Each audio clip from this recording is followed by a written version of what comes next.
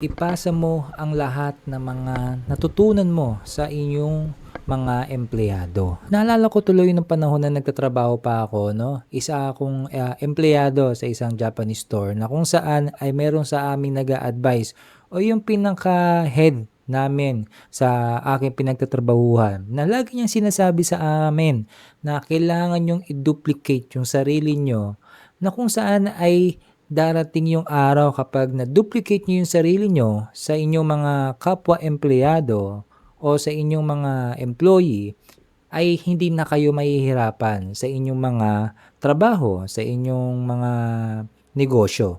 Kaya yun yung salita talaga na hindi ko makakalimutan na hanggang ngayon ay na-apply ko sa aking negosyo at effective naman talaga, napaka-effective talaga. Pero napakahirap i-apply kasi paano mo nga ba maituturo sa mga taong pagkakatiwalaan? Napakahabang panahon, oras ang kailangan nating gugulin para maisalin yung ating mga natutunan sa isang tao na kung saan ay magkaiba tayo ng ugali, magkaiba tayo ng talino na kung saan ay hindi natin talaga totally na magagaya yung sarili natin o maipapasa natin sa ibang tao.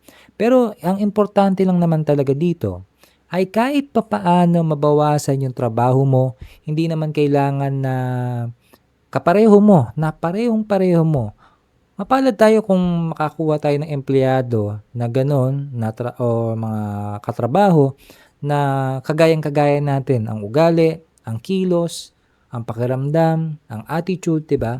Napakaswerte natin kapag gano'n. Pero importante lang naman, hindi naman natin kailangan na magaling. Hindi naman kailangan na kasing galing natin. Ang kailangan lang talaga natin ay yung mapagkakatiwalaan na ipasa yung lahat ng ating mga natutunan sa kanila. Yun na ang kailangan nating matutunan, sa totoo lang. Pero habang nilalakbay ko ang pagnenegosyo talaga, yun at yun pa rin ang bumabalik sa isip ko. Yung salitang duplicate yourself. Totoo talaga na kailangan mo talagang i-duplicate ang sarili mo, makapag-hire ng mga empleyado para makakilos ka ng maayos sa inyong mga negosyo. Isa rin yun sa paraan kung paano natin mapapalaki yung ating mga negosyo. Oo, sa umpisa, kailangan nating mag-isa. Kapag nagsisimula tayong mga negosyante sa mga ganitong klaseng negosyo tulad ng printing services, talagang lahat tayo ang nag-aaral, lahat tayo ang kumikilos sa umpisa.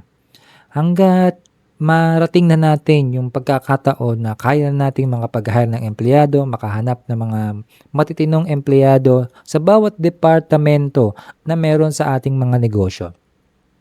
Yun naman ang kailangan natin.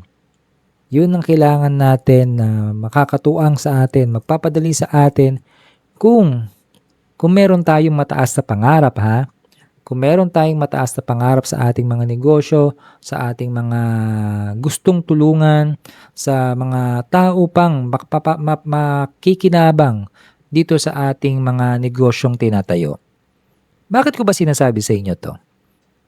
Dahil ito lang yung nakikita kong paraan na ang salitang duplicate yourself ang isang way para maging matagumpay ang ating mga negosyo, para maging lumaki pa o mabilis or hindi naman mabilis,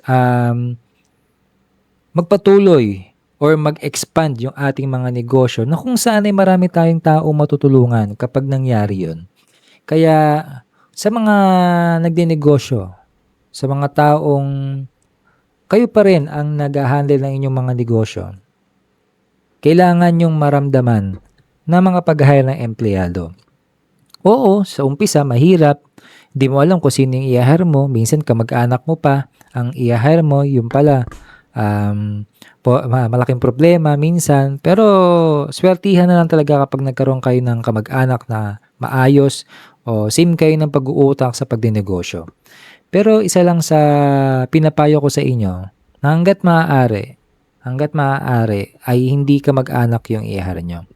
Pero depende pa rin sa inyo, depende pa rin sa pag-uusap nyo. Pero sa akin, sa aking opinion, talagang hangga't maaari, ay hindi ko kamag-anak yung mai-hire ko sa empleyado. Pero marami kasing nangyayari kasi um, mga issue na naririnig ko sa mga iba pang mga nagnenegosyo na gano'n talaga yung mga nangyayari. Isa lang naman yun sa kailangan kong iwasan na magkaroon kami ng alitan, galit, or hindi pansinan, 'di ba, sa aming pamilya. Pero darating naman tayo do'n, depende pa rin talaga kung paano niyo ima-manage yung inyong mga negosyo. Pero yun lang naman siguro sana, marami pa sana akong puwedeng sabihin sa inyo pero hanggang dito lang muna. Marami pa akong puwedeng i-share sa inyo.